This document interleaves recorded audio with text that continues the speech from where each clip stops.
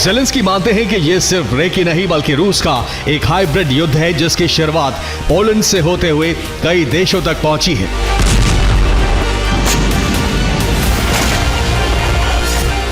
Putin की बौखलाहट की कई वजह मानी जा रही हैं। पहली ये कि पुतिन पौने 4 साल बाद भी यूक्रेन युद्ध जीत नहीं सके। अमेरिका भी अब युद्ध रुकवाने की कोशिशें छोड़ चुका है। यूरोप और अमेरिका से यूक्रेन को हथियारों की सप्लाई जारी है। दुनिया ने पुतिन की हर चेतावनी और धमकी को नजरअंदाज करते हुए यूक्रेन की मदद की है। इसलिए माना जा रहा है कि यूरोप पर हमला करके पुतिन नेटो पर दबाव बनाने की कोशिश कर सकते हैं।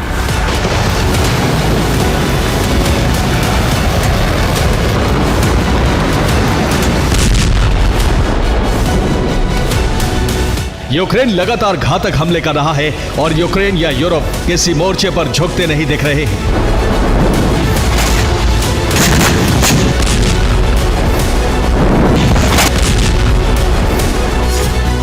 ऊर्जा सेक्टर पर हमले के बावजूद यूक्रेन झुका नहीं है। यूक्रेन लगातार मुकाबले में बना हुआ है। रूस के तेल ठिकानों को लगातार जलाया जा रहा है। ज़ेलेंस्की का दावा है कि पुतिन किसी बड़ी कामयाबी से बहुत दूर नजर आते हैं। महाशक्तिशाली होने का गुरूर भी अब खत्म होने लगा है। ऐसे में वॉर एक्सपर्ट्स मान रहे हैं कि यूरोप से युद्ध की शुरुआत के बाद पुतिन को नए सिरे से अहमियत मिलने की उम्मीद है। एक्सपर्ट मान रहे हैं कि यूरोप युद्ध का समाधान निकालने के दबाव में ही यूक्रेन का हल भी निकलेगा और रूस को विजेता दिखने का मौका मिलेगा। यही वजह है कि नए सिरे से फिर यूरोप को न्यूक्लियर धमकी दी गई है।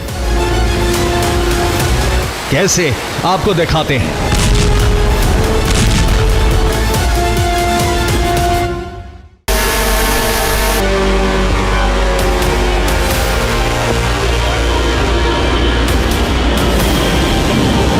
यूक्रेन में युद्ध की तेज रफ्तार के बीच पश्चिमी देशों में हाल के हफ्तों में रूस की आक्रामकता का असर अधिक तेज महसूस होने लगा है।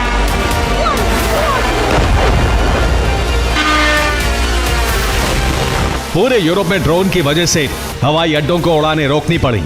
बेल्जियम में ड्रोन दिखने से साबित हो गया है कि यह एक सोची समझी प्लानिंग का हिस्सा है, क्योंकि बेल्जियम में नेटो का हेडक्वार्टर है। बेल्जियम में यूरोपीय संघ का मुख्यालय है। यही यूरोप का बड़ा वित्तीय ठिकाना है। वित्तीय ठिकाने में रूस की जब्त संपत्ति है। सबूत भले ही पर्याप्त ना हो, लेकिन यूरोप को यकीन है कि यह सब रूस की साजिश का हिस्सा है और इसीलिए यूरोप में युद्ध की तैयारी चल रही है।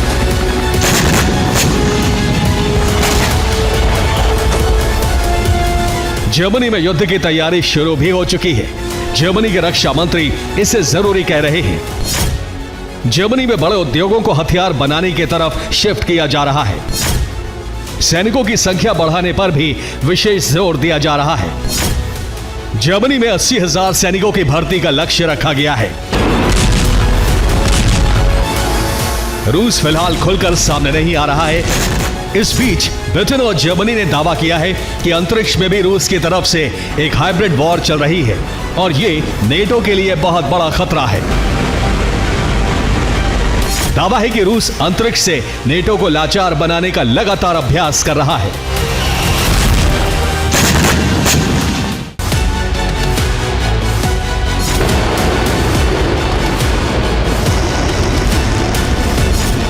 रिपोर्ट में दावा है कि रूस काफी समय से यूरोप के खिलाफ जंग की तैयारी में है, लेकिन उससे मौका नहीं मिल रहा है।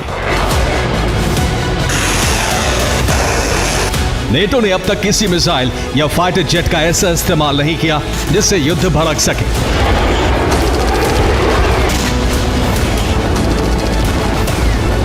नेटो एक्सपर्ट्स के मुताबिक रूस सस्ते ड्रोन भेजकर यूरोप को महंगी एयर डिफेंस की मिसाइलें दागने के लिए उकसा रहा है, लेकिन ऐसा कभी नहीं किया गया। अब सवाल है कि नेटो को क्या करना चाहिए। नेटो लेजर हथियारों की तैनाती पर विचार कर रहा है। हल्की मशीन गन की तैनाती भी सीमा पर की जा सकती है। इंटरसेप्टर ड्रोन की भी तैनाती की जा सकती है। नेटो शुरू से जंग को दूर रखने की कोशिश में है, इसीलिए यूक्रेन के आसमान को नो फ्लाई जोन घोषित नहीं किया गया था।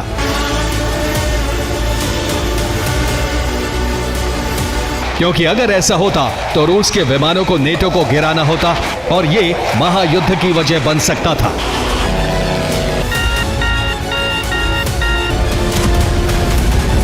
लेकिन अब नेटो रूस को हर मोर्चे पर जवाब देने को तैयार है। और अहम खबर है, ज़ेपोरिजिया फ्रंट पर यूक्रेन को दरअसल लगा है झटका। रूसी सेना ने कई इलाके पर यहां कब्जा कर लिया है। रूस की सेना ने होलियापोले की घेराबंदी कर दी है। 2 हफ्ते में होलियापोले पर कब्जा हो सकता है, ये खबर सामने आ रही है।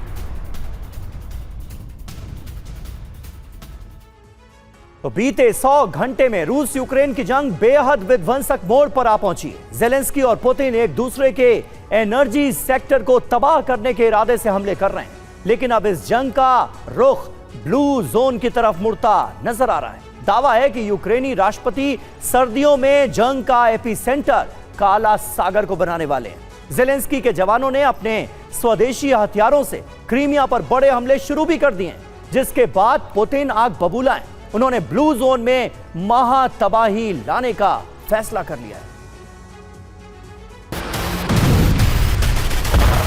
काला सागर एक बार फिर जंग का एपिसेंटर बन चुका है।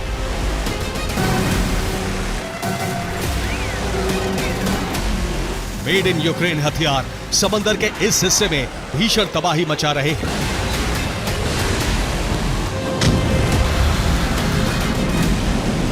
यहां जेलेंस्की का प्राइमरी टारगेट बना है रूसी कब्जे वाला क्रीमिया।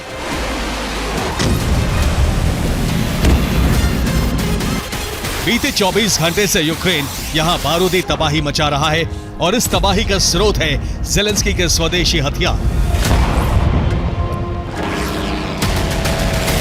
यूक्रेन क्रीमिया पर फ्लेमिंगो मिसाइल और मागोरा सी ड्रोन से हमले कर रहा है। यूक्रेन ने क्रीमिया में मौजूद 2 तेल डिपो को तबाह कर दिया है।